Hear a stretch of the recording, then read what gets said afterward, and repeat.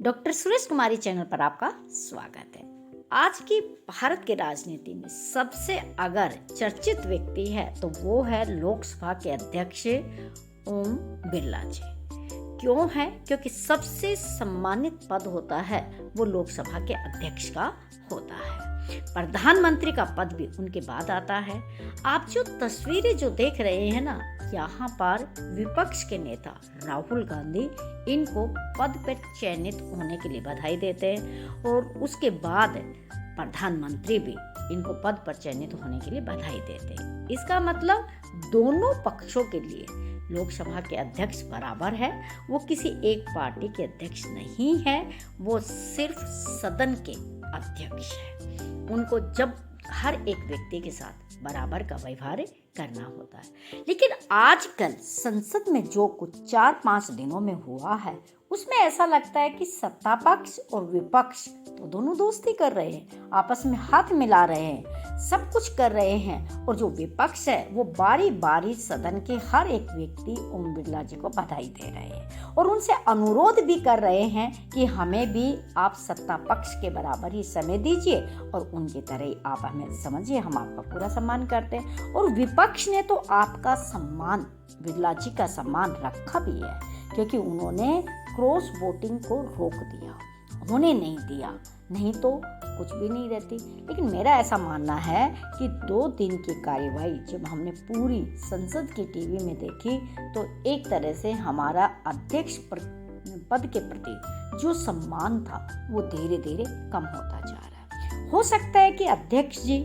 ये दबाव में कर रहे हो काम, लेकिन देखिए अध्यक्ष है वो किसी पार्टी का नहीं होता। होना तो ये चाहिए कि जब आप उस पद पे काम करते हैं तो आप भूल जाइए कि आप किस राजनीतिक दल के सदस्य हैं। आप सिर्फ चुनाव ही जीत कर नहीं आए हैं, आपको लोकसभा के सारे सदस्यों ने अध्यक्ष बनाया है।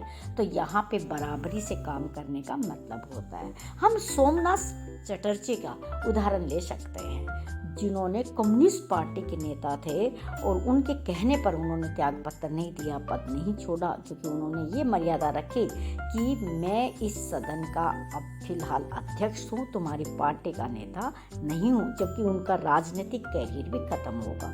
मेरा ऐसा मानना है जब आपको पता है कि आपको जबरदस्ती अध्यक्ष बनाया जा रहा है क्योंकि आपसे कुछ बुलवाला है, यानी कि आपातकाल के बारे में बोलना, ये बोलना है, जितने भी सांसद है विपक्ष के उनको प्रिंसिपल की तरह क्या करना, डांटना, फटकारना, ये चीजें हैं, इनको त्यागना पड़ेगा। इस पद की गरिमा खत्म होगी और आपका राजनीतिक भविष्य भी इसमें सुरक्षित नहीं है, क्योंकि आपको जनता ने सिर्फ अच्छे काम करने के लिए भेजा है। संसद के सदस्यों ने आपको अच्छे काम करने के लिए चुना है कि आप भेदभाव रहित क्या करेंगे, सबके साथ अच्छा व्यवहार करेंगे। लेकिन 2 दिन पहले जो कुछ संसद में होता है उससे लगता है कि अध्यक्ष पद की गरिमा है धीरे धीरे क्या हो रही है, खत्म हो रही है। क्योंकि देखिए राष्ट्रपति का भाषण जो है वो वही भाषण होता है जो सरकार तैयार करके देती है। लेकिन यहाँ पर आपके भाषण को भी जो आपने संसद में उस दिन दिया उससे भी ऐसा लगता है कि वो राजनीति के प्रेरित है। आप अपने सत्ता पक्ष में खुद है, जबकि आपका जो बीजेपी या एनडीए जो है वो विपक्ष के साथ दोनों तालमेल बना रहे हैं। लेकिन आप अध्यक्ष अभी फिलहाल क्या है, विपक्ष में, इस चीज़ को छोड़ना पड़ेगा। लेकिन कई बार ऐसी दुविधा है तो नैतिकता के आधार पर आप स्वयं ही इस पद से दूरी बना सकते थे, क्योंकि अब आपके सामने बहुत बड़ी समस्या आने वाली है, क्योंकि आपको पुरानी तरीके से वही काम करने की आदत रहेगी। लेकिन अभी विपक्ष मजबूत है तो आपके समक्ष ये दिक्कत रहेगी।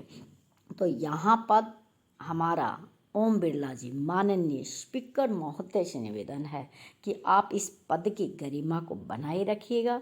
इतने वर्षों तक आप मीरा कुमार को ले लीजिए, सुमित्रा महाजन को ले लीजिए, और जितने भी नेता हमने पीए संगमा यहाँ पर कार्यवाही को देखा, सबका बड़ा सौम्य, सरल, हंसमुख स्वभाव रहा है। आप भी इस गरिमा को बनाए रखिए, ऐसा देश उम्मीद करता है ऐसा ना हो जब आपकी ये संसद है विपक्ष के काम की ना रहे तो वो जनता की पंचायत में चले जाए तो कहीं बड़ी समस्या खड़ी हो सकती है। तो आपसे हमारा निवेदन ये है कि लोकतांत्रिक मर्यादा, संसद की मर्यादा आपके हाथ में, आप उसको बनाए रखिएगा। नहीं तो आप पहले इस पद से दूरी बना लेते तो ज़्यादा अच्छा होता। अगर आपको ये ऑडियो आर्टिकल अच्छा लगा है तो आप वीडियो को लाइक कीजिए, शेयर कीजिए, चैनल को सब्सक्राइब कीजिए।